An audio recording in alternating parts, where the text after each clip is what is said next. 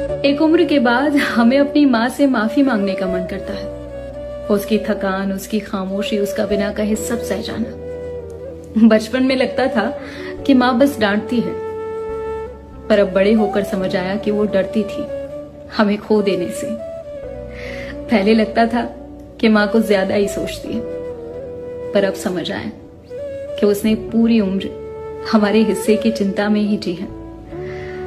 शायद बड़े होना इसे ही कहते हैं, धीरे धीरे अपनी माँ जैसा सोचने लगना।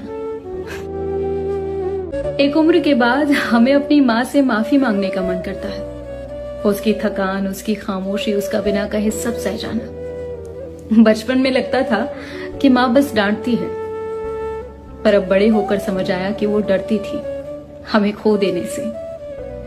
पहले लगता था कि माँ कुछ ज्यादा ही सोचती है, पर अब समझ आया कि उसने पूरी उम्र हमारे हिस्से की चिंता में ही जी है। शायद बड़े होना इसे ही कहते हैं, धीरे धीरे अपनी माँ जैसा सोचने लगना। एक उम्र के बाद हमें अपनी माँ से माफी मांगने का मन करता है। उसकी थकान,